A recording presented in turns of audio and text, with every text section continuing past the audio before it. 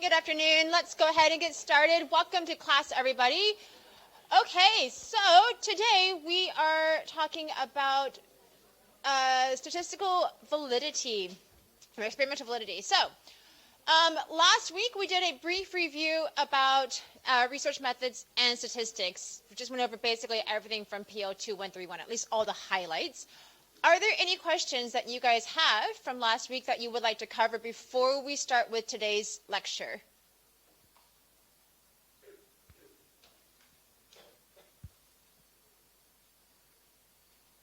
Anything? Okay, so then let's go ahead and get started with today's topic, which is all about experimental validity. And we're going to highlight the 4 types of experimental validity. These are internal validity, construct validity, external validity, and data analysis. Now, there was a question on the discussion forum that I just replied to, asking if data analysis is basically the same thing as statistical conclusion, which is the term that is used in the textbook. Yes, these are the same things. You find occasionally that people use different terms for referring to the same concept or the same construct. This is just one of the messy things about academia, is that you have sometimes just people using different words for the same thing. It should be obvious when you start learning about what these are, that they are referring to the same concept. I usually use the term data analysis because I think it's just a little bit more clear what I'm talking about. But do understand that if you come across the word statistical conclusion, that is also the same thing as data analysis validity. Okay, thanks for the questions on the discussion forum. So let's go ahead and start. And I do have a question for you guys to reply to get started. So you think that people who own pets are happier than people who don't have pets. So you asked a bunch of people to rate their happiness that day on a scale of 1 to 10, or sorry, minus 10 and positive 10, and to indicate how many animals they have at home. You then compare the average level of happiness of people with 0 animals to the average level of people who have a pet, and then concluded that, yes, animals make people happier. So what is wrong with this conclusion? So let me see here. There you go. So you can scan this and enter some responses into the Woo clap. Give you guys just a couple more seconds to write a reply in here. Yeah, it's on. Okay, good. So everybody loves animals, so there not be a negative score. Yeah, so the whole idea of having a negative score is kind of weird, right? Like I said, put your score of happiness on a minus 10 to positive 10. Already you guys found, you guys got that. It's just a weird way of measuring happiness. What does minus 10 on happiness even mean, as opposed to something like a 0? So it's already kind of just weird to be rating your happiness on a minus 10. So yeah, that would be kind of a weird part of this. You said that internal validity is questioned as extraneous variables are not controlled for, such as people who have more animals are perhaps just happier because they're busier with their time. Yeah, absolutely, right? There's maybe other things that are contributing to somebody's happiness that perhaps correlates with owning animals, but it's not necessarily animals that are causing somebody to be happier. Yeah, extraneous variables about why people are happier and have better or worse days. Absolutely, right? There are other things that could be affecting you on that very day. We're talking about whether animals make people happy, but if you guys remember, the question was, how happy are you right now, today, minus 10 and positive 10? And asking you to measure or to rate your happiness for that day isn't really a great way of measuring how do animals affect your happiness overall, right? One is kind of like a general increase in happiness across, multiple days, whereas the question is really asking you about your happiness today, and there are lots of things that could be affecting your happiness today. So we have also no experimental manipulations, right? So this is not really, I didn't say that I assign people to have a pet or to not have a pet, and yet I'm making some kind of conclusion about how having pets affects happiness. So absolutely, right? There is no cause-effect relationship that can be established from this survey alone because I am not manipulating anything. Number of animals doesn't matter if the hypothesis is in relation to pet ownership. Absolutely, right? So I asked about just having pets versus not having pets, but yet I'm also looking at how many pets do you have, so that's a little bit of a weird thing. So you guys did a great job. You pointed out lots of potential issues with this with this particular scenario. So let me, yes, okay. So this really kind of gets us into our discussion today about validity. You guys talked about a lot of problems with the validity of this study, things that maybe affect the way we are measuring happiness, things that we're not controlled for, the way the design itself was set up, and whether we can make the conclusions that we did because of the things that we were asking about. So you guys did a great job thinking of a lot of problems with this particular study. So today we are going to really dive into systematically what are some of these issues that you should be thinking of when it comes to evaluating the quality of research. And we can really narrow this down to 4 different types of validity. Like I said earlier, it's internal validity, external validity, data analysis validity, and construct validity. These are 4 types of validities that broadly describe and include all of the different problems that we might think of when it comes to making conclusions about a study. Okay, so internal validity. Does the IV really cause a change in the DV? So this is asking about that cause effect. So somebody mentioned that we aren't doing any kind of manipulation. We can't reach a conclusion that having pets causes you to be happier because we're not manipulating anything. And that's absolutely correct. So we can't really look at causation if we're not manipulating a variable. But even if we are manipulating something, have we done a good job designing our study to rule out other causal factors? Have we ruled out other potential confounds that could also be causing a change in our DV? So is our manipulation the one thing that is causing a change in our dependent variable? That's internal validity. So this is really all about that cause-effect relationship. Construct validity. Are we measuring what we think we are measuring? Do we have the construct well defined? Are we measuring the construct that we think we are measuring? So this is all about the big thing, like the big psychological ideas that we're measuring. Do we think we have the right theoretical construct?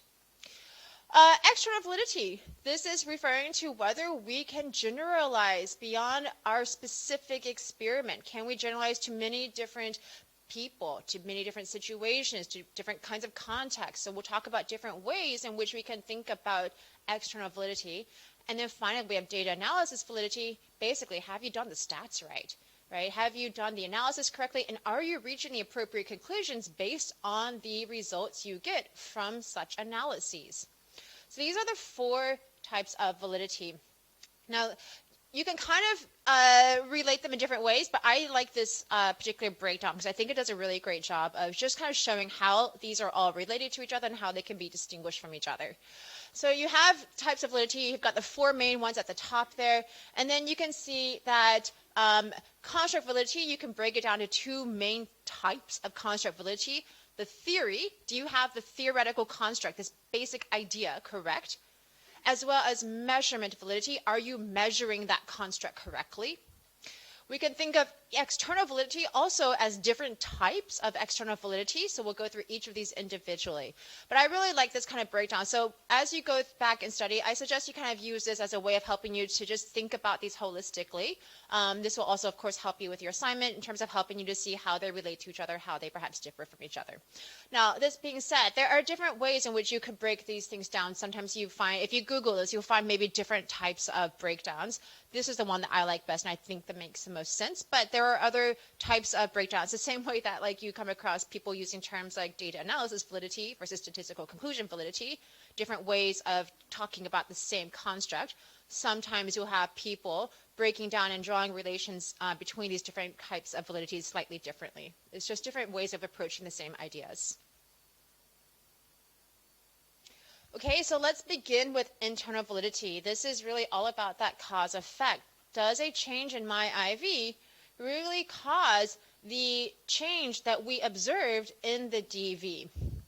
Okay, so when we talk about causation, you guys know that we need to do 3 things. We need to manipulate something. We need to have the control group. This is what we talked about last week. And we need to control for other reasonable alternative explanations. That's a really big one, right? So we need to make sure that there are no confounds. This is what we also talked about last week. Confounds are those things that might affect disproportionately one group or one level of our IV more than another. And as a result, these can provide a reasonable alternative explanation for the results.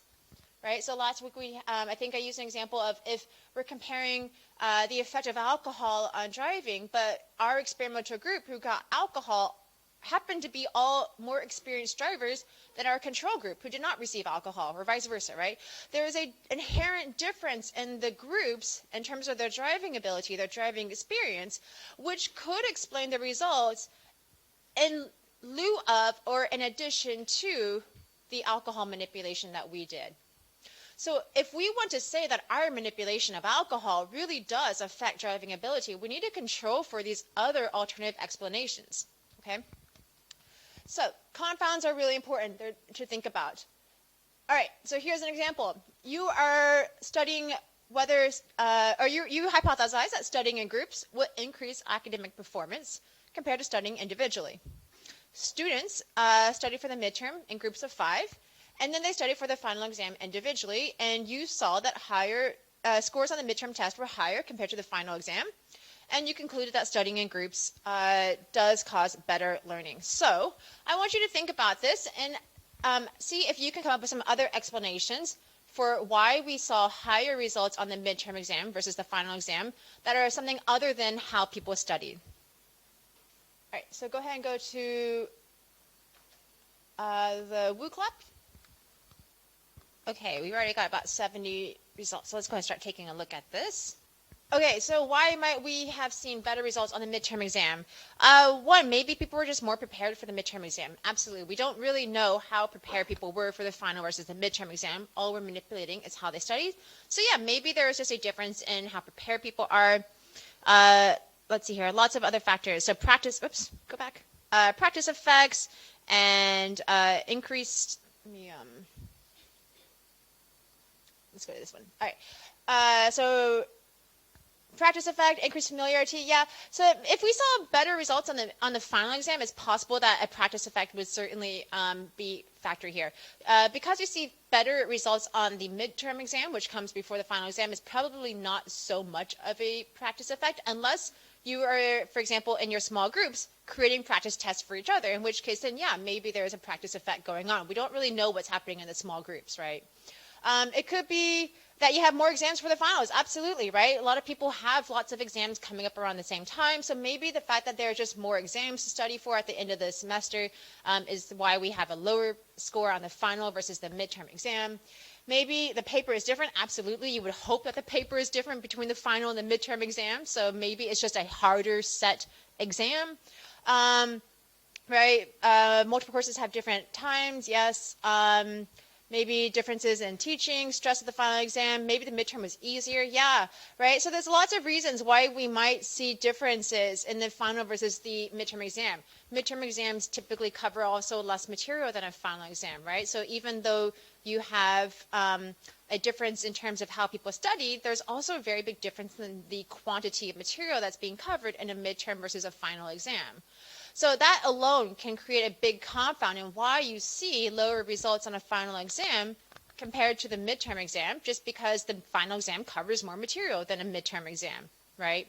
So there's lots of reasons why you might see different results across the midterm and the final exam that are another reason, in addition to the fact that you study for the midterm in groups and you study for the final exam individually, right? So that might be one reason that maybe studying in groups does improve your learning, but it could also be just that the midterm exam is easier. It could be that the final exam had a lot more things going on at the same time, which led you to have less time studying. There's just so many other things happening. And so this gets at the point that when we are looking at the effect of our IV, right, in terms of like this way you study, we need to think about all these other compounds that could potentially explain the results. Okay? All right, good job. So remember that confounds are those hidden third doors. They are the third reason, or the fourth, fifth reason, right, why we might get a particular result. Now, in order for something to be a confound, it needs to be a reasonable alternative explanation. So just because there is a confound doesn't necessarily mean it is a confound that can explain the results.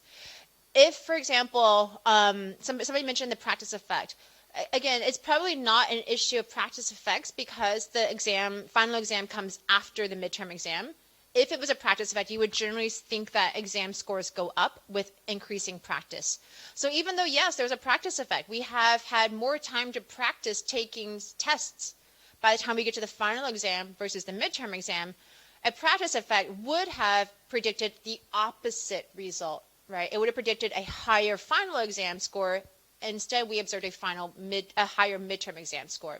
So just keep in mind that confounds are really important. Not every confound is one that is relevant. So do kind of think through all the possible alternative explanations, and then not just listing them, but then think through, okay, how could these explain my results? Could these reasonably explain my results? Because if it can't reasonably explain your results, then you're safe. It's not actually a confound for your particular study. Okay? Okay, so let's go through what are some potential confounds, what are some threats that you should be thinking about when it comes to establishing internal validity.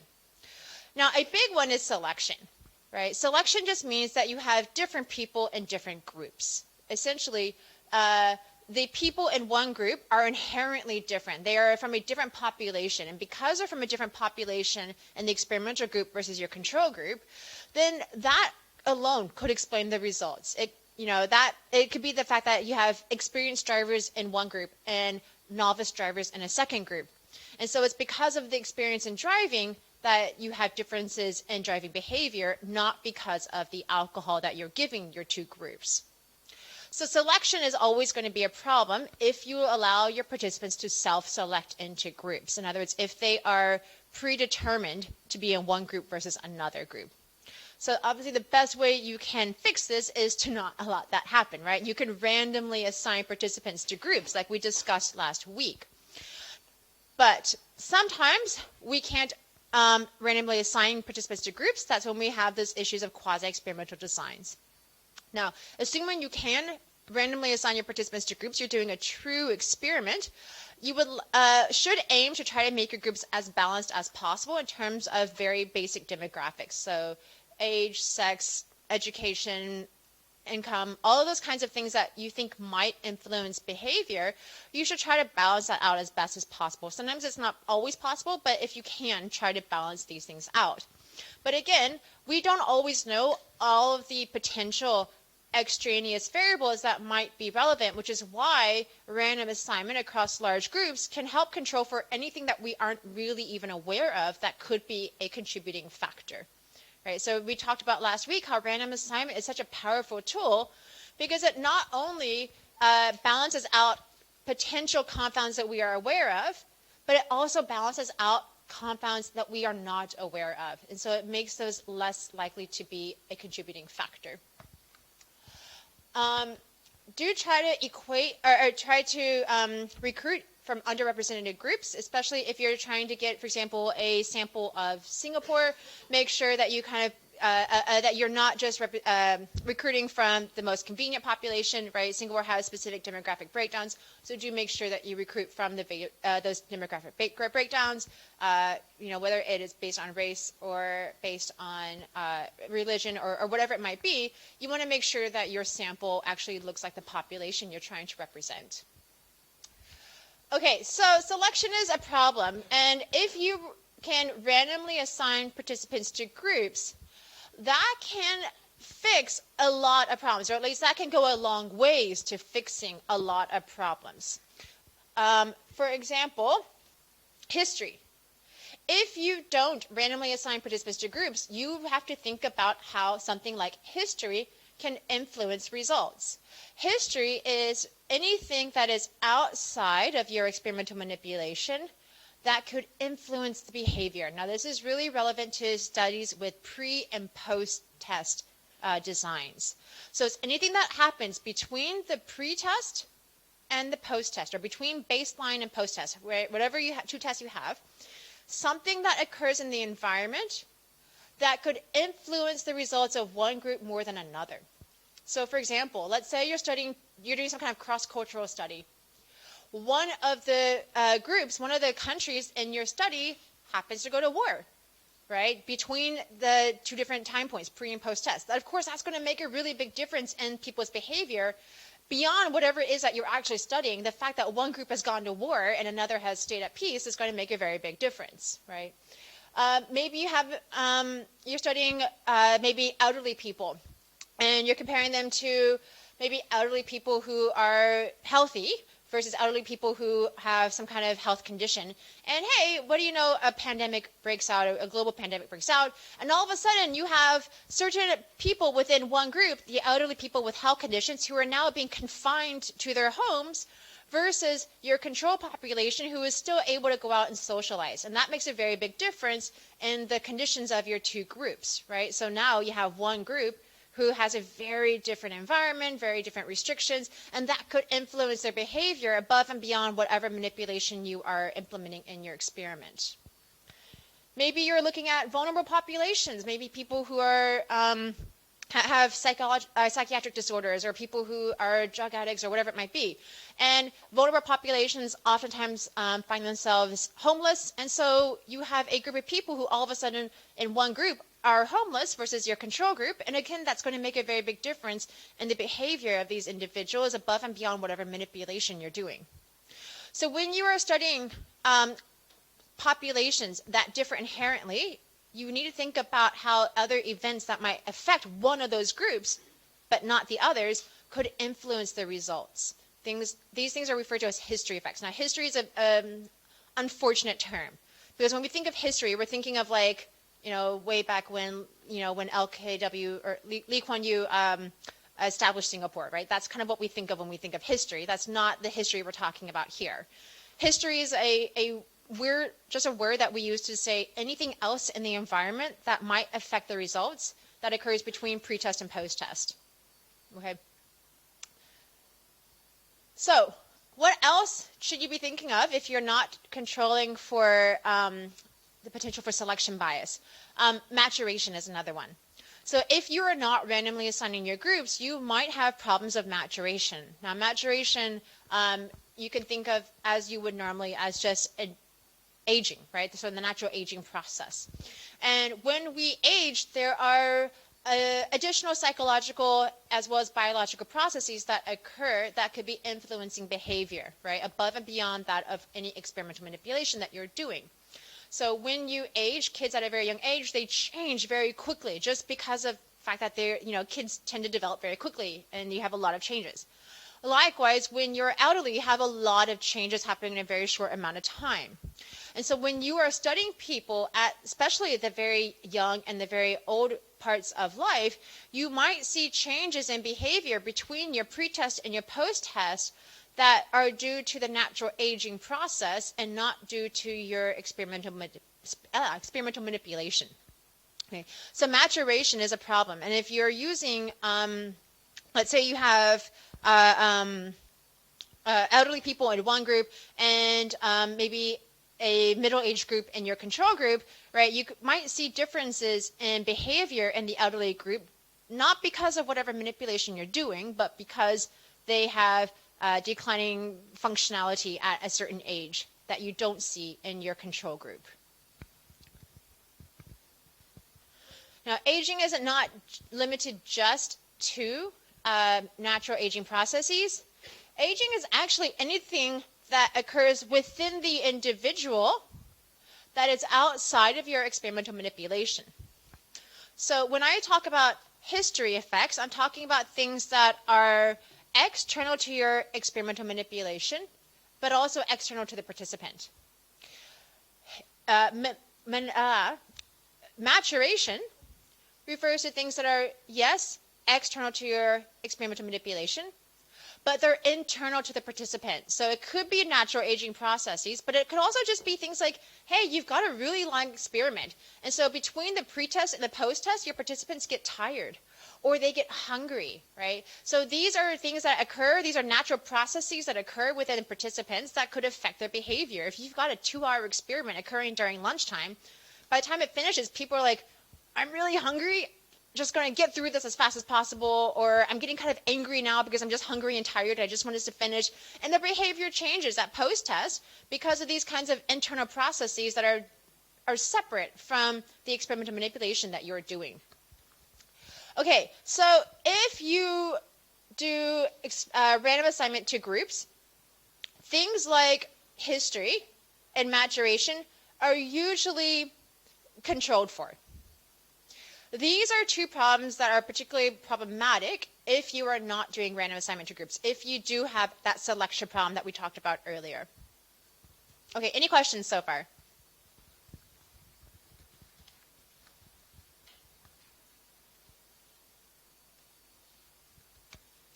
Okay, now there are many other threats to internal validity that will be helped by random assignment to groups, but oftentimes we'll need additional controls in order to really fix these problems.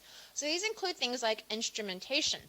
So instrumentation is when the measurement tool changes between tests. So when you do a first test 1, you've got one thing, maybe you're using some kind of exam that has 5 questions. Test 2, the exam now has only 4 questions. It's a very different tool, and you're trying to compare between them. So this would be a problem instrumentation. Another example is if you are studying learning and babies versus when they're toddlers. So you're doing a developmental study. But the way we study learning in babies is really different than the way we would do it with toddlers who are capable of speaking to you, right? So babies, we tend to use like an eye gaze test, versus toddlers, by that time, they can manipulate things with their hands. They can actually talk to you. So the way we would measure learning in toddlers is quite different from how we measure learning in babies. So just the way we that we measure these things, right? The tools that we're using have changed between tests. So these can create problems of interpretation. They can create problems of whether or not our IV truly caused a change in the DV because the tool that we're using to measure it has itself changed, right? Okay, so what can we do to fix this? Well, I mean, try to use the same tool every time, right? If possible, don't change your tools between tests. That should be an easy one. But sometimes we just don't have a choice, right? Sometimes, like I said, if you're measuring learning in babies versus toddlers, the tools themselves are going to be different. You cannot ask a baby to put blocks together because they don't, they're not going to understand that. Likewise, it doesn't really make sense to ask a toddler just to gaze at a screen and measure their gazing time because that doesn't make sense for them developmentally at that age either. So sometimes we just don't have a choice. We have to use different tools. If that's true, try to run pilot studies. Make sure that the pilot studies are verifying that you are, in fact, looking at the same constructs, that you're measuring learning correctly. And, of course, random assignment of participants to groups, if at all possible, that could also help.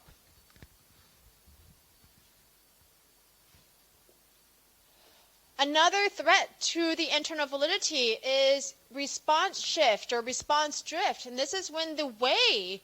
So when I talk about instrumentation, instrumentation is when the tool itself changes between test 1 and test 2. Response shift or response drift, two things that refer to the same thing, is refers to the way in which we use a tool changes between test 1 and test 2. So here, it might be the way that a participant uses a tool. So the way that they think of a Likert scale, what a 5 means, might change, right? At the beginning of a questionnaire, they interpret 5 and they're saying 5 is the extreme. I'm never going to be a 5. I'm never a 1. But maybe for some reason, their way that which they interpret what a 1 and a 5 means as they go through your study changes. And so now they sometimes put that they're a 1. They sometimes put that they're a 5 just because, most of the time I might be doing this, even though it's not all the time. So maybe the way that the participant interprets the scale might change, or maybe the experimenter itself might change the way that they're using a particular tool, right? So if you are doing an observational study, you might have some criteria, but they're a little bit on the vague side, and so maybe the researchers, the observers, are perhaps changing what they think of as, yes, this is an aggressive behavior. These two kids are play fighting, that's aggressive, whereas maybe earlier they would have said, no, that's not aggression, that's just playing. Right? So response shift or response drift is when either the participant or the researcher changes how they're using a tool. And again, this results in a change in behavior that's due to other things other than your actual manipulation. And so it can make it look like there is a change in behavior as a result of your IV, but in fact, that change in behavior is being caused by something else. So how can we fix this? Well, if it's an issue of the researchers shifting how they're using the tool, having multiple researchers, multiple observers, of course, is going to help to fix that. Multiple researchers, as well as very careful training for how they should use that tool, as well as really specific guidance. That way, there's very clear directions. So how should you interpret what aggression is, right? Same thing goes for your participants. Really clear guidance for how they should interpret what a 1 means versus what a 5 means. And this could mean adding verbal anchors to a scale, so it's really clear. Maybe having, as much as possible, anything that's automated. So instead of having individuals watching people, maybe having some other way of measuring behavior that is standardized, it's automated, instead of being subject to individual differences in what they interpret as aggression or what they interpret as shyness or whatever it is that you're looking at that could be, different based on who is looking at the behavior.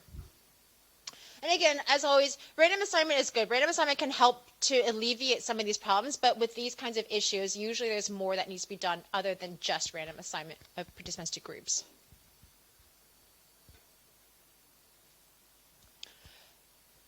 Okay, so we've talked about instrumentation, we've talked about response, shift, and drift.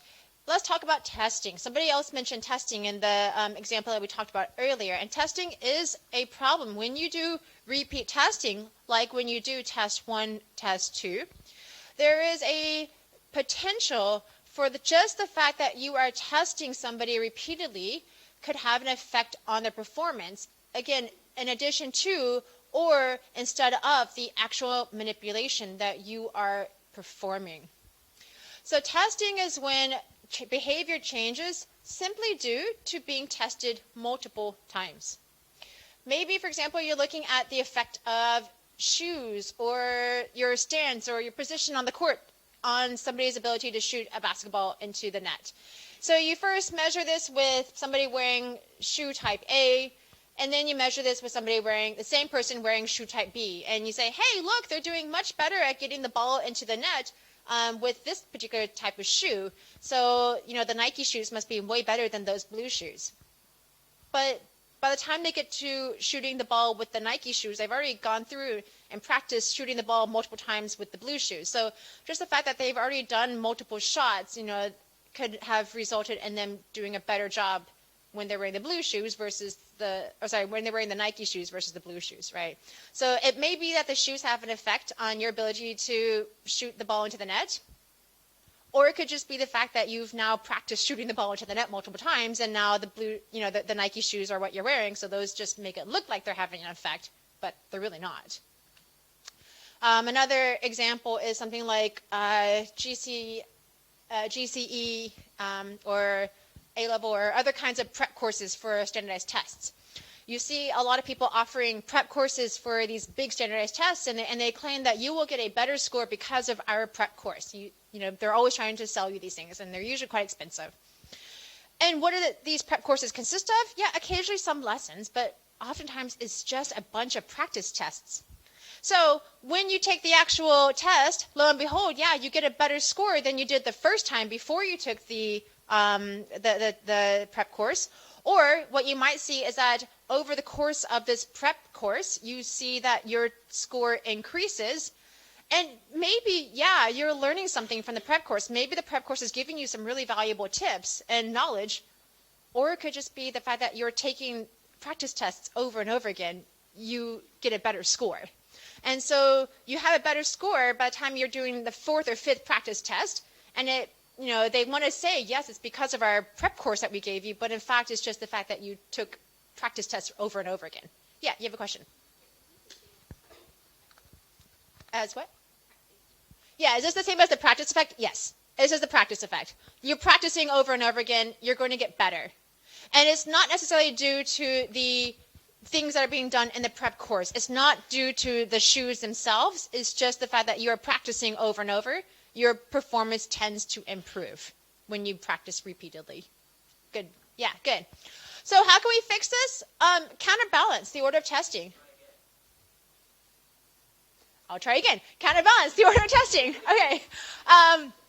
So obviously, if we were to give one group the red shoes followed by the blue shoes, and the other group, the blue shoes followed by the red shoes, it'd make it really obvious that the shoes have no difference or the shoes really do have a difference, right? So counterbalancing the order of testing would help.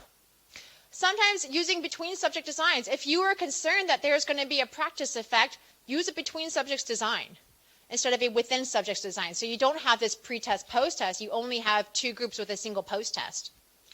And of course, try to do a random assignment. If you're going to have different groups, do random assignment of participants to groups. That can also always help reduce these confounds. Now, a related idea to the testing effect is the carryover effect. Carryover effect is when the effects of what you do in phase 1 influences behavior in phase 2. So, for example, let's say we want to measure whether or not running in a certain direction is related to the speed with which you run. So we put you on a track, and we say, okay, I want you to run one loop on this track going clockwise. Time you, great. Then we're going to say, okay, now run a second loop going counterclockwise. Time you, great. And we say, hey, look, people are slower when they run counterclockwise compared to when they run clockwise, so you must run faster when you run clockwise versus when you run counterclockwise. Because, look, the times are different.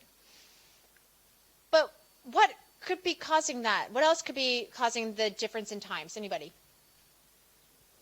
You're more tired. Yeah. You ran clockwise. You ran a lap as fast as you could. Then you ran counterclockwise as fast as you could. But by the time you get to the second lap, you're tired, right? So that could be the effects of phase 1 of running clockwise could have a carryover effect into phase 2 when you're running counterclockwise. Another example. We're looking at, for example, the effect of coffee on memory. So we have you drink a cup of coffee, we take a memory test, and then we have you drink some water, you do a memory test, and lo and behold, you have better or maybe equal memory across both of these, right? There's no difference. But, of course, coffee is not one of those things where you drink it and then it just goes away, right? Coffee is something that stays in your body for a while, so the effects of caffeine are going to linger. So if you have people drink caffeine in phase 1 and then water in phase 2, the effects of the water in phase 2 are going to be contaminated by the fact that you were drinking coffee earlier and you still have the effects of caffeine in your body. So these are both examples of carryover effects, where the effect of your manipulation in phase 1 is carrying over or transferring over to the manipulation being done in phase 2. Okay, so what can we do to fix this?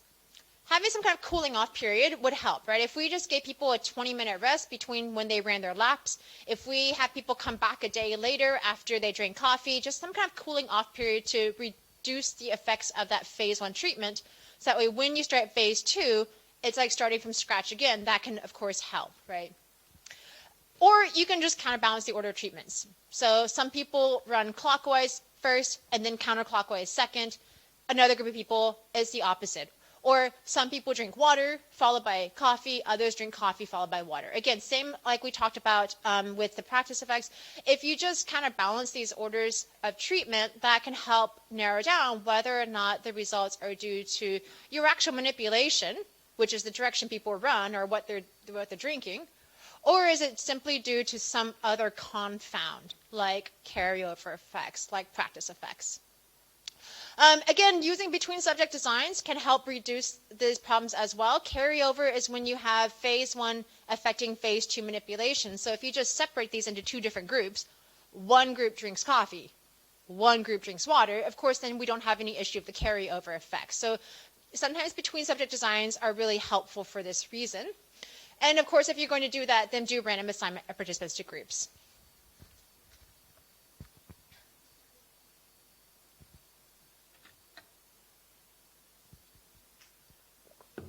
Okay, now another threat to the internal validity is regression to the mean. Okay, if I was to take a coin and I flipped it 50 times, or say 100 times, roughly how many times do you think it's going to land with the merlion up? If I flip a coin, let's say 100 times, roughly how many times should it land with the merlion up? 50, right? Because we would think that if it's a fair coin, roughly half the times it lands Merline up roughly half the times it lands other side up, right? That's just the way probability works. Regression to the mean is just referring to probability and the fact that there are natural probabilities and outcomes. And things tend to regress to the mean. So maybe I flip a coin, and for just random chance, because we know that there is just random variation that exists in the world, it lands other side up 5 times in a row. And so you would think, oh, wow, that's kind of odd, but it's not really odd. Like, that's just the way that probability works, right? We just sometimes get these weird times where things happen in sequence. But if we do it over the long run, we should have a roughly 50-50 Merline side up, other side up, right? That's just the way that probability works. So when we talk about regression to the mean, it's this idea that scores will naturally regress to their population mean over time. So even if you test somebody once and they get kind of like an odd extreme score, right? Like I got 5 times other side up. If I continue testing, overall it will even out to still be 50, 0.5, 0.5. Likewise, if I were to test you guys and you just got, for whatever reason, a really, really fast reaction time, you're just really fast on the draw. If I test you again, your second reaction time will be closer to your population mean. Okay? Over repeated testing, even though here and there you might have an exceptionally slow or an exceptionally fast reaction time, over repeated testing, your reaction time is going to be pretty close to what your population mean is for reaction time. If I were to find a street that is really, really busy and has lots of accidents, maybe lots of people running a red light, and I put up a sign that says, hey, there's a traffic camera, and I go back and look at it again, I might see that the number of people who are speeding on this street has gone down. The number of traffic accidents has gone down. And I might think, yes, this is because of the traffic camera and sign that I put up, that this has caused the number of accidents on this street to go down. And it could be that my manipulation of adding a traffic camera, of adding this traffic light, has caused the number of accidents to go down. But I chose a street that had the absolute most number of traffic accidents and speeders on it. So when I test it again, it's most likely going to go down regardless of whether I added the camera or not. And if you were to look at a street with the absolute fewest number of traffic accidents or speeders, and you measure them again, you would probably see that the number of traffic accidents and speeders has gone up on measurement too, even without having done anything at all. So yes, maybe adding a speed light has reduced the number of traffic accidents. But the way to check this is to compare it to another street that has the equivalent number of traffic accidents and speeders to see, have they also seen a decrease in the number of traffic accidents? Because if they have, that tells you that this is simply a regression to the mean and not really the result of your speed camera. So when we talk about mathematical regression to the mean, it's just the fact that when we do repeat testing, the scores tend to regress to the population mean. And this is most clear when you choose scores that are at the extreme end of the scale at time 1, they tend to regress to a less extreme version at time 2. So let's do a quick example for how you might see this in an experiment. Let's say you've got 2 groups. They come from populations with different means. But you think, I want to make sure that my manipulation has an effect on behavior. And so I'm going to ensure that my groups are the same to begin with. I'm going to equate them at baseline, which seems pretty reasonable. So you find people who have the same score at baseline, and you match them. So you have 2 groups that have the exact same mean. Okay. You do your manipulation, whatever that manipulation might be. And at time 2, you notice that the scores for your experimental group have gone up. And you think, hey, it's because of my manipulation that the scores for my experimental group have increased, but they did not increase in my control group. Hooray, my experiment worked. Let's write it up. But the problem is that you chose participants who were already at the extreme low end of the distribution at time 1 in your experimental group. And so, yeah, maybe your experimental manipulation improved the scores Or maybe when you test people again, these people are simply regressing to their actual population mean. And it makes it look like their scores have changed as a result of your manipulation, when in fact, this is simply regression to the population mean. So how can we avoid this kind of problem? Match your groups based on characteristics, not scores.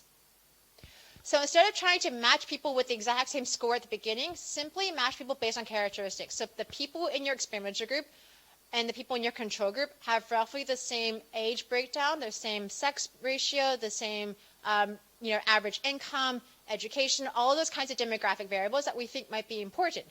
But don't match people based on the scores, because when you take scores and you see a change in the score, that leaves open the possibility of scores simply regressing to the mean. And this is, again, most obvious when you're using scores at the extremes, because at the extremes, you tend to see that they will generally go back to the mean. So the lowest scores tend to get a little bit higher at time 2. The highest scores tend to get a little bit lower at time 2, simply because of a regression to that mean. And it makes it look like there's a change in behavior because of your manipulation, when in fact it's just a mathematical tendency to regress to the population mean. Okay. Next up is mortality, or differential attrition between groups.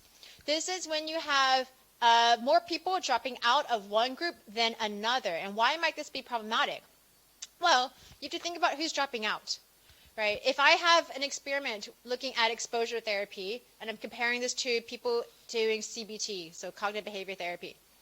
Exposure therapy is known for being really difficult to get through. It's extreme, right? You're telling people to face their deepest fears like head on, right? If you're really afraid of spiders, you're telling them to hold a spider and put it next to their face. That's really terrifying.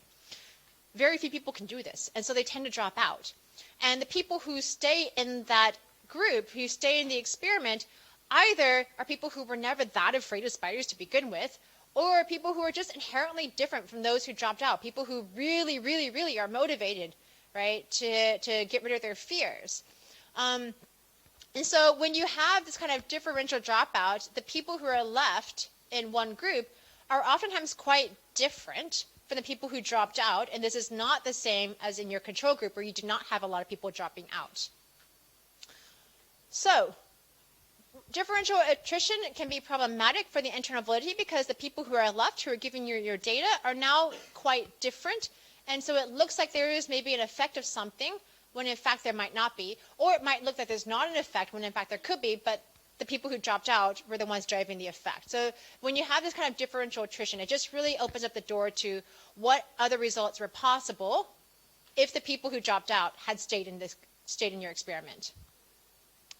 So what can we do to fix this? Well, there are some ways of estimating the scores of people who dropped out. That's beyond for what we're going to do for this class, but just know that yes, you can estimate missing data. So you can try to fix this somewhat statistically.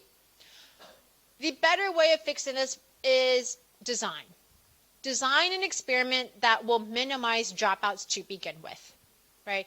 You can estimate what somebody's score is who dropped out, but if you can prevent them from dropping out altogether, that's of course going to be way better. So use interventions that are not as extreme, right? The more extreme the intervention is, the more likely you're going to have people dropping out. Try to limit longitudinal studies.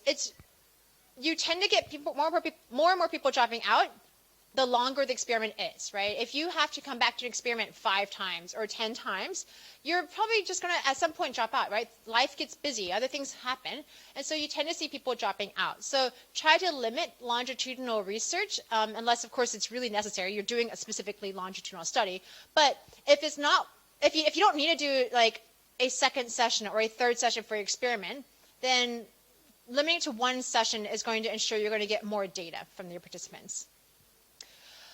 Include intermediate measures like a pretest, other than just your pretest and post-test. If you are doing a long study, maybe it's a 3-week study, fine, but try to include measures at week 1, week 2, week 3. So instead of just doing a simple 1 test at the beginning, 1 test at the end, having measures in the middle can help collect some more data.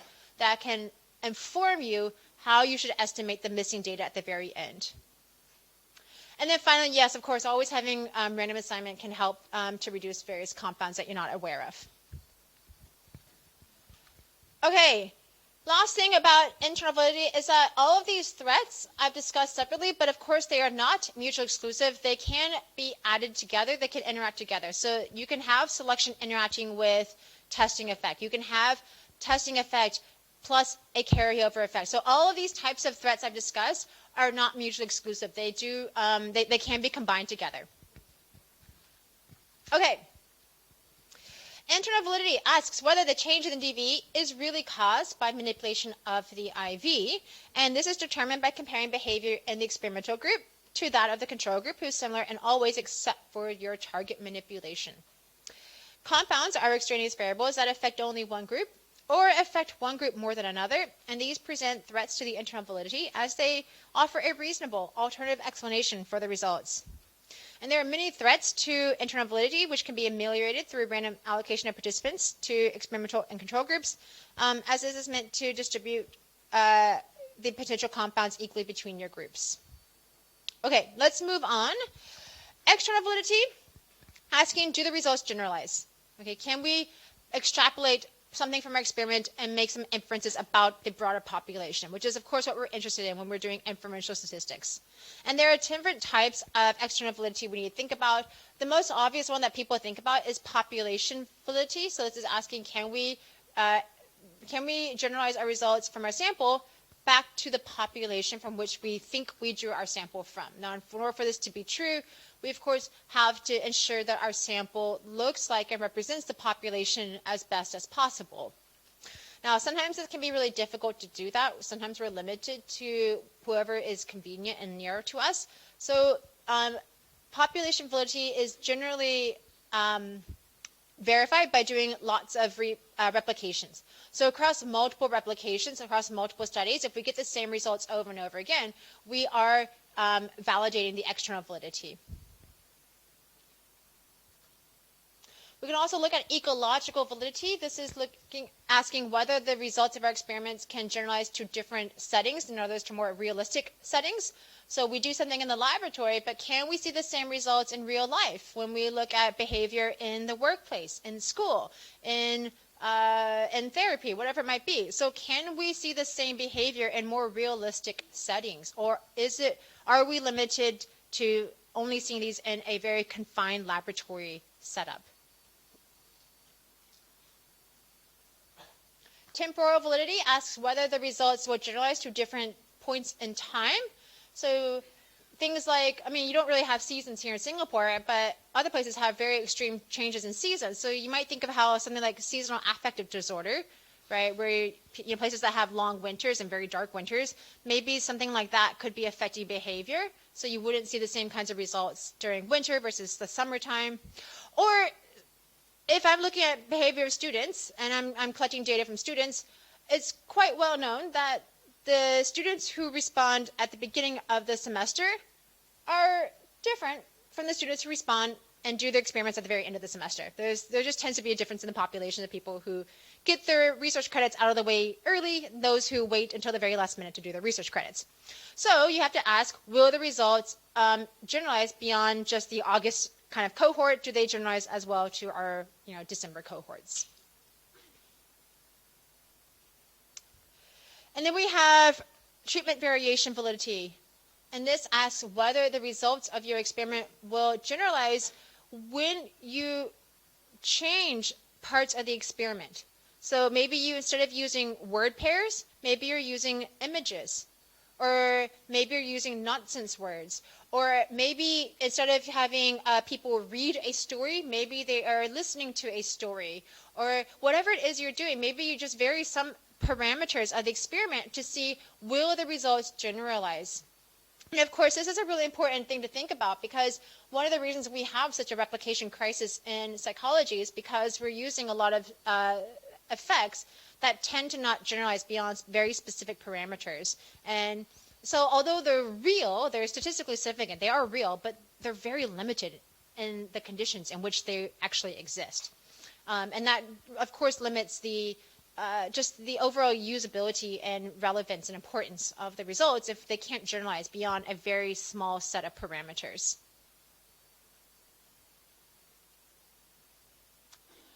Outcome validity asks whether we can observe the same results across multiple types of dependent variables. So I study things like anxiety, and we oftentimes will look at your behavior. So do you have behaviors that would be indicative of anxiety, like how close are you willing to approach the thing that you are anxious of? People who are anxious are going to stay further back from the spider that they fear versus people who are not that anxious anymore. But we might also ask you to rate your anxiety. Tell me on a scale of 1 to 10, how anxious are you? That's a cognitive self-report. We might also measure your heart rate, right? Or your sweat response, right? These are all ways in which we might measure anxiety, and we might see evidence of anxiety in one type of outcome, but not another.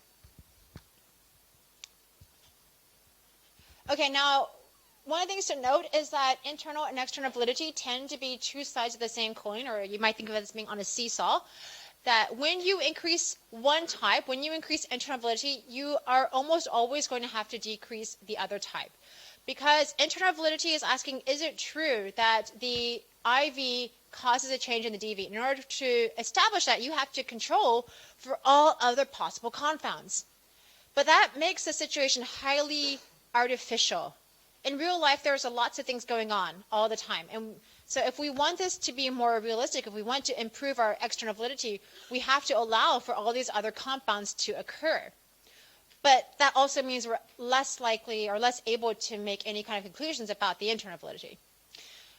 Most research starts off by establishing internal validity. We really focus on the cause-effect nature of the relationship.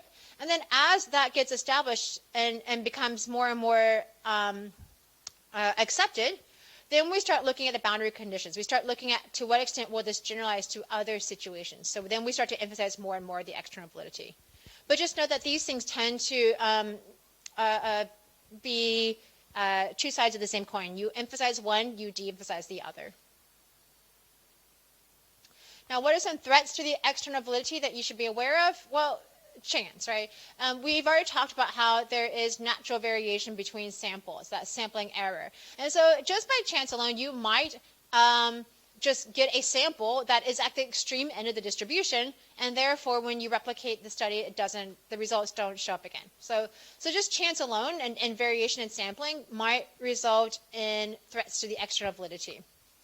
Obviously, the bigger your sample size is, the less likely that you're going to have a sample that is randomly drawn from the end of the distribution. So you can fix this by just having a larger sample.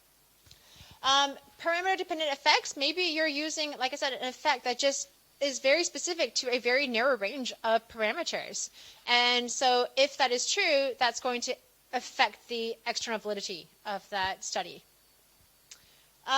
Experimenter effects. Maybe the experimenter themselves is doing something that might limit the generalizability. Maybe, somebody who's a smoker. I used to work a lot with rats, and some of my colleagues would smoke.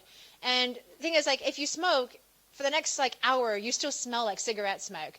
And so, if somebody else were to do something with their rats, that puts a very different cue to the rats, because the rats are very attentive to odor cues. And so just the fact that the experimenter themselves might be giving off certain cues might change how the rats behave. Or maybe, for humans, maybe just the experimenter themselves is doing something that might limit and change how the participants behave, and that could limit the external validity because it's just something that the experimenter themselves is doing that is influencing the results. Or you have just non-random sampling, right? You have specifically chosen individuals who are convenient, but those individuals also happen to be a very particular group of people who don't really represent the population. So you might have a very biased sample, which of course is going to limit the generalizability.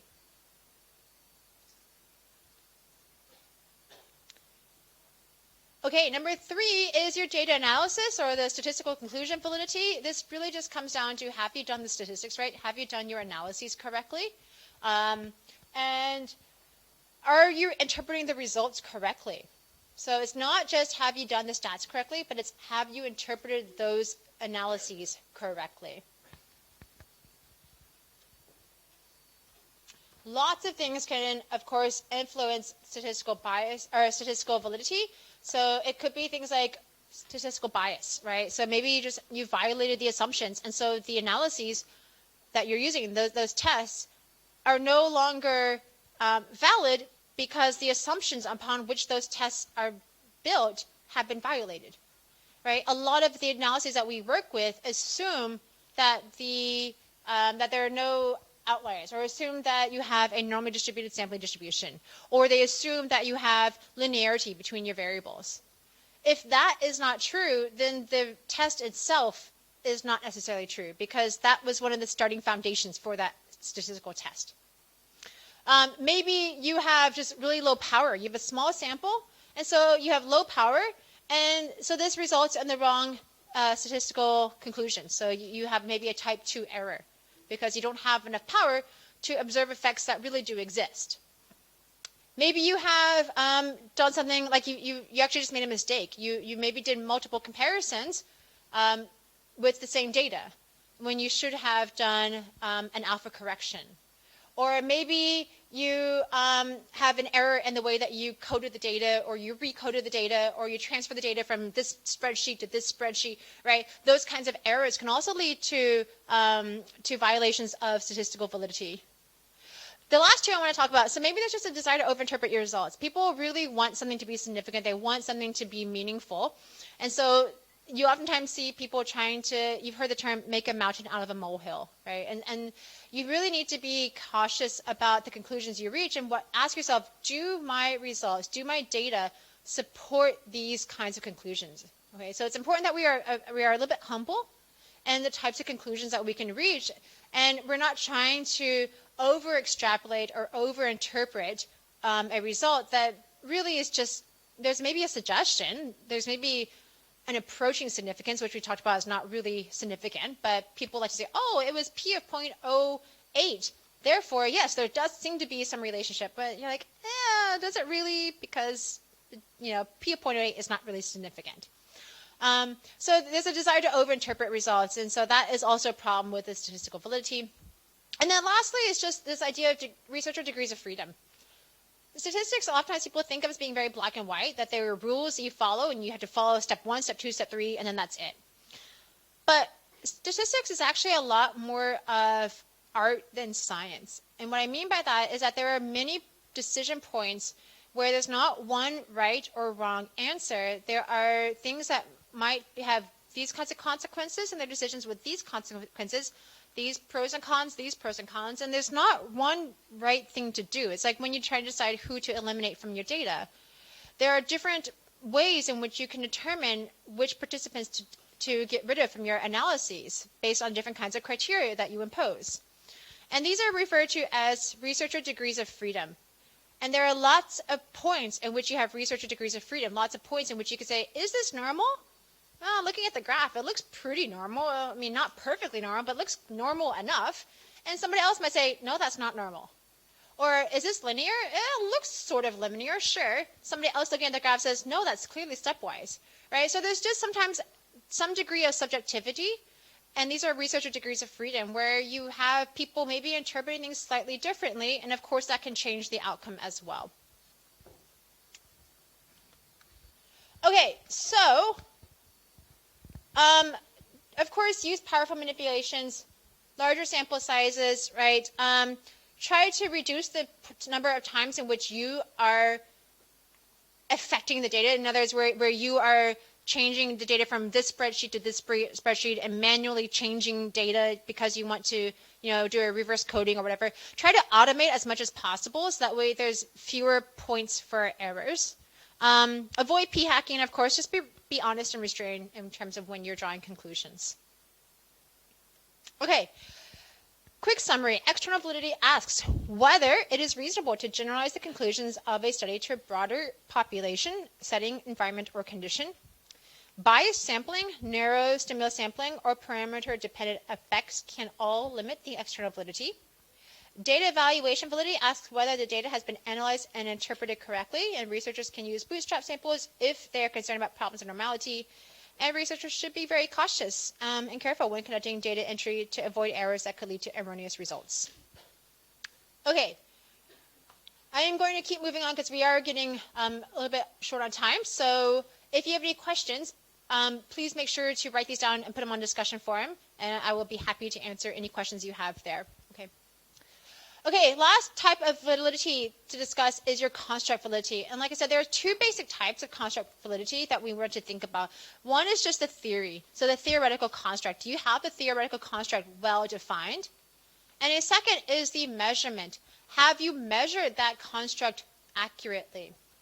Okay, so theoretical construct validity is, why does the IV have an effect on the DV? Why do you think that giving people alcohol changes behavior? Why do you think that giving people CBT changes behavior? It asks, is the proposed explanatory construct theoretically reasonable? Right? Does it seem likely that this construct of maybe reduced attention or lower working memory as a result of alcohol, does that seem like a reasonable explanation for the changes in behavior? And is there any research to support your theoretical mechanism? So it's important that you have some other research to help support why this construct is the correct causal agent. Measurement validity, have you measured the construct accurately? And this is assessed by looking at how well that construct has been translated to a particular measurement tool. So does the construct of depression or the construct of anxiety or personality, how well is this actually being put into a tool? And how well does your tool discriminate between groups? So how does it compare to other tools that presumably measure the same construct? Okay, so we'll go through each of these. In terms of measurement validity, okay, measurement validity is asking, does your tool measure this construct correctly? Okay.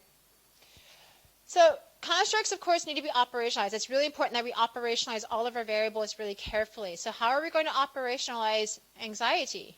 Well, oftentimes we will use something like the STAI, right? The State Trait Anxiety Inventory, or the BAI, the Beck's Anxiety Inventory. And we'll use a score on that to say, at this score and above, you have high anxiety, or this score and above, you have anxiety. And below this, you don't have anxiety, right? So we use maybe scores on a particular tool to help us define what is anxious, what is depression. Or we use, for example, the questionnaire to say, if you have this particular kind of score, you are an extrovert. If you have this other score, you're an introvert, right? So we're using these kinds of tools to help us define constructs. And you need to know, are your tools measuring things correctly? There's like I said, two ways in which we might assess this. Translation, how well have you translated the construct to your tool? And how does the tool compare to other similar tools? So when it comes to translation validity, we're asking, how well have you translated the construct to this particular measurement tool? 3 ways we can assess translation validity: face validity, content validity, factor analysis. So if we're looking at the construct of aggression, how well have we translated this idea of aggression into this tool, the aggression questionnaire? Now, face validity is just on the face of it, on the surface of it, does it look like it's measuring the construct you think it's measuring? Right? Does this look like a bug? Yes. Does this look like a bug? No. So this has not great face validity. The ant has good face validity. Right? Does a questionnaire about aggression have questions that look like it's measuring aggression? Yes. Great. It's passed that test. Face validity is kind of like the lowest level of validity that you can pass. It's important. It is helpful and it's good. If you don't have face validity, then people start to wonder, what are these questions for? What are you really measuring? Sometimes we include questions that don't always have great face validity, but generally you should have, pretty good face validity as a starting point. Content validity is the degree to which the construct of interest has been translated fully into the measurement tool. So a construct of personality has 5 factors. So have you gotten all 5 of those factors included in your measurement tool? And are you including anything that shouldn't be there? Guys, can we try to keep the chatter to a low so that way others can focus, please? Thank you. So when we talk about content validity, we're asking, are there questions or are there maybe some ideas that are being included in this questionnaire that really don't belong there? And are there some ideas or questions that are measuring aspects of this construct that are missing from this questionnaire? So content validity is asking about the fullness or completion of which you've translated this construct into the measurement tool. So we can assess content validity using a content validity ratio, and this basically just means you're asking a bunch of experts to help you out. So you send your questionnaire to some experts in this particular construct, and you say, hey, can you rate each of the questions on a scale? Just tell me the relevance of these items, and just also tell me, do you think that I'm missing anything? So we use a content validity ratio to help us determine whether or not our tool has good content validity.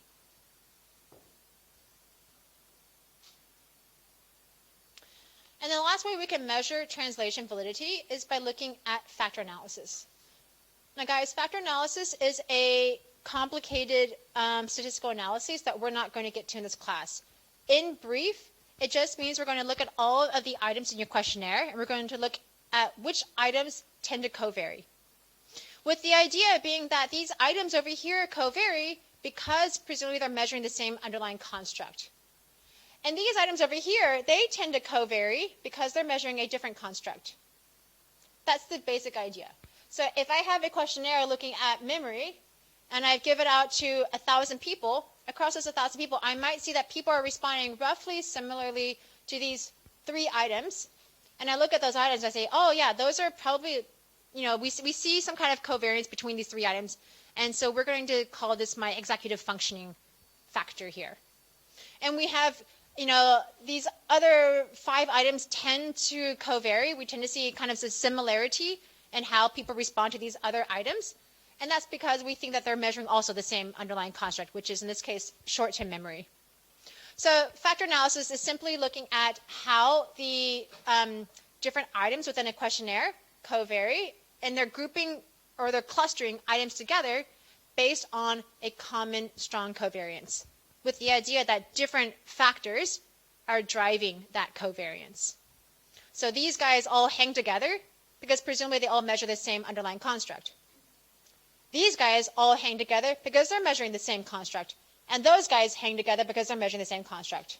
So it's just the idea that different underlying constructs are driving different kinds of behavior and how we measure and how we responded to questionnaire items. Okay. So those are 3 ways in which we might measure translation validity. How well have we translated a construct to a measurement tool? We can also assess measurement validity by how well does our tool compare to other tools, right? If we have a questionnaire about aggression, and we've just created our own questionnaire, how do the results of our aggression questionnaire compare to the results of a more established aggression questionnaire? If we think we're measuring aggression, then presumably we should have results that people who respond high on aggression in our questionnaire should also be responding high on a more established tool of aggression, right? So we're going to compare it to other tools that measure similar things. Now, there's different kinds of tools. We might be using a criterion, which is some kind of external benchmark. So we might be using not necessarily another questionnaire, but maybe some kind of behavior as a way of assessing the validity of our tool. So if we're using a concurrent criterion, what we're saying is that the scores on our tool should be related in some meaningful way to some kind of behavior that we observe now. People who respond high on our tool about aggression should perhaps have more citations for aggression. They should have have more fights, a record of more fights, or have more violent kinds of behavior, or more aggressive words in their vocabulary, or whatever it might be. There should be some kind of criterion that would establish that, yeah, people who have high scores of aggression in our measurement tool are in fact showing more aggression. Now that's a concurrent criteria. We can also use future criterions where we're saying people who score high on our tool of aggression are are more likely to be put in jail 10 years from now. So we can look at people who, who did our score, our questionnaire, and then see who ends up in jail. And we can use that as a way of establishing that, yes, our tool has good predictive validity.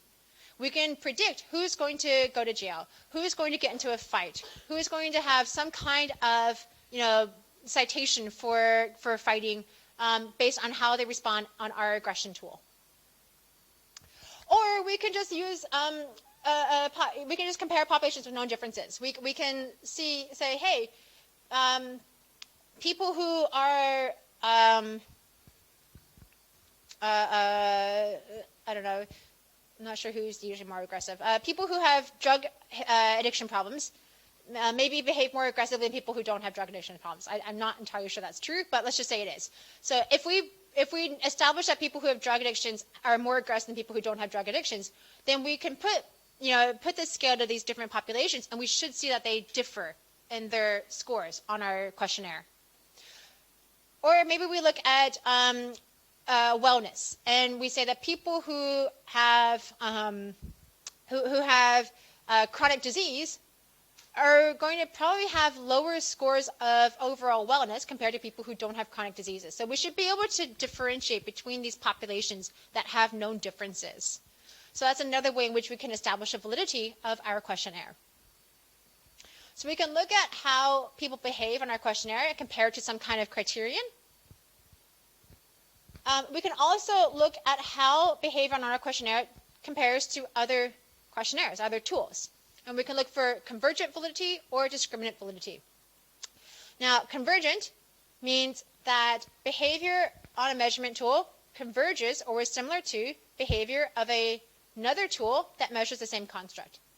So we compare your behavior on our aggression questionnaire to that of an established questionnaire for aggression. We should see that the behavior converges or is similar on both, right? So this is convergent validity. Now, note that convergent validity can be established both with positive correlations or negative correlations. Both of these show relationships, okay? We can also look at discriminant validity. Now, discriminant is, note that a lot of people use the word divergent. It's not divergent, it's discriminant, because we are discriminating between populations, discriminating between constructs. So we can look at related but independent constructs, and our tools should be statistically independent of other tools that measure these other constructs. So if we're looking at, let's say, intelligence and personality, there is usually some overlap in terms of statistical relations, but these are clearly different and independent constructs. And so our tool should not be related in any meaningful way to tools of, if we're looking at intelligence, it should not be related to tools of personality. Okay, so if we're measuring intelligence, if we compare this to tools of personality, we should not see a significant correlation. These should be independent of each other. Okay, so these are all ways in which we can measure construct validity. Construct validity being, why has there been a change in our DV? Is the construct, the theoretical construct that we think is operational, actually correct? So construct validity asks whether the proposed theoretical mechanism of change is accurate and complete, and it relates both to the definition of the construct as well as the way in which that construct has been measured. And to assess measurement validity of the construct, check how well that construct was translated into your tool, and check how that tool compares to other kinds of criterion. Okay, we will end with the threats to construct validity. So ways in which the construct validity might be invalidated. One, if you just have an imprecise definition of the construct. Obviously, if you're kind of fuzzy and vague about what this construct of aggression is, or personality, or whatever, that's going to lead to threats to the construct itself, because you haven't really defined it. So having an imprecise definition can be a threat to the construct validity. You can solve this simply by having very careful reading of the research and really clearly operationalizing your construct. So if you're trying to operationalize intelligence or aggression or personality, right, use prior research to to guide how you're defining this, and then just very clearly state how are you going to measure this. Okay. Now, another threat to the construct validity might be that things that are part of the manipulation are actually effective, but not the parts that you think that are. This is kind of a weird one, but if I'm doing therapy and I think that CBT is having some kind of effect, so CBT is having a behavior change, and I think it's because of the cognitive behavior recalibration aspect of CBT. You know, I'm asking you guys to rethink how you are framing these particular events in your mind, and that's going to change how you feel about them, which is going to change your behavior. But in fact, it could be the therapeutic alliance, right? When you're doing CBT, there is a therapist involved. You're forming some kind of therapeutic alliance, and there's a lot of research showing that therapeutic alliance is really important in establishing behavior change. But this is part of CBT. You can't have CBT without therapeutic alliance. So it could be that, yes, your independent variable of CBT is having an effect on behavior. So the internal validity is correct. But the part of your manipulation that you think is effective is not correct. So it might be due to something else that is just inherent to the manipulation, but is different from what you think is the actual causal mechanism. So it could be that you have maybe attention or some kind of attention to the client or participant that's actually driving changes, and not the actual manipulation itself. Okay, so fix this by equating experience as much as possible. So if you've got a control group, don't just put them on a waitlist control. Do something that can help mimic that therapeutic alliance. That way you can really establish, is it the behavior and thought recalibration, or is it the fact that you are getting attention from a therapist every week that is driving behavior change? So again, this comes down to making sure your groups are as similar as possible in all ways. And then, of course, clearly defining the construct. Okay, you can also have threats to construct validity if you just simply are not measuring the construct well, right? So measurement validity is important. If you're not measuring it correctly, or if you're using the wrong tools, that could impair your construct validity. So measurement bias is when instruments that are being used are unreliable or perhaps inadequate or inappropriate. So if you create your own scale of aggression or your own scale of intelligence, and you have not gone through the proper steps of validating it, then why should we believe that you truly are measuring intelligence or aggression? So you might be using tools that are in fact unreliable. This is why you should, as much as possible, use tools that have been already validated, and only use your own tools if there's nothing that is really appropriate that's available. But you should do some kind of validation checks before you use them. Now, it might be that you are using tools that are really well established and well validated, but you're using them inappropriately. If you're using the adult questionnaire for intelligence with children, then that's not going to measure intelligence correctly. So you also need to think not just, is my tool well validated, but is it well validated for this particular purpose, for this population, and for this construct? You might be using a tool to measure depression, but if you're in fact really looking at anxiety, then of course that's not going to work. So make sure that you're using tools that are well validated, that are appropriate for your specific research question and population.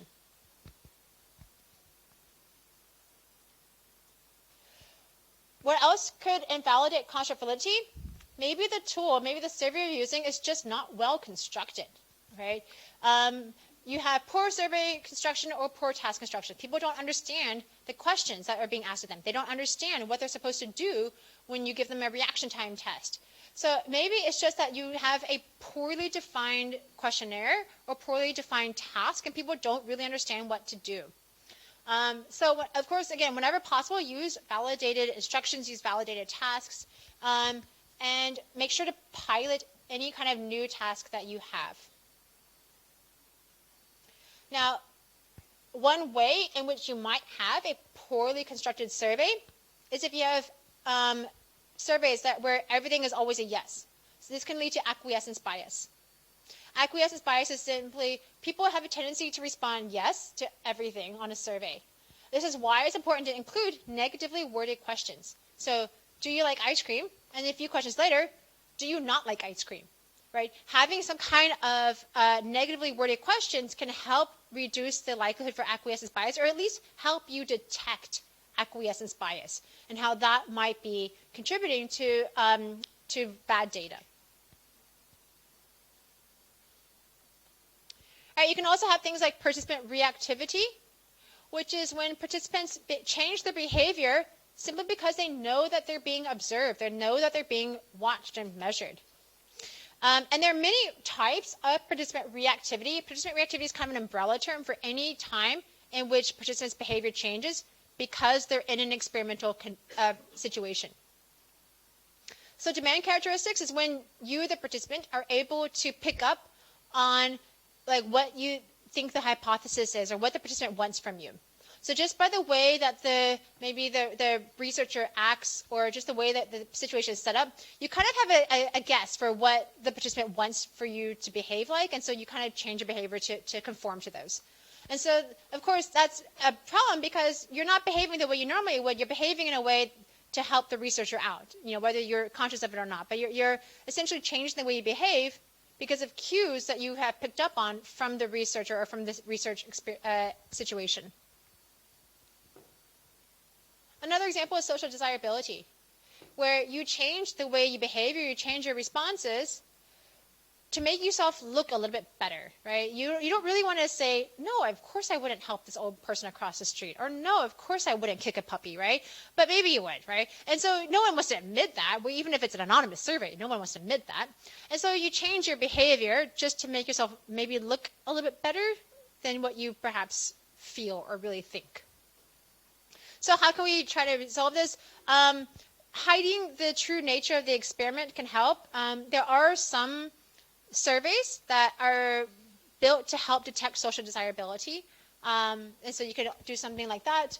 And then just using standardized and automated procedures as much as possible can help to cut down on social desirability as well as demand characteristics.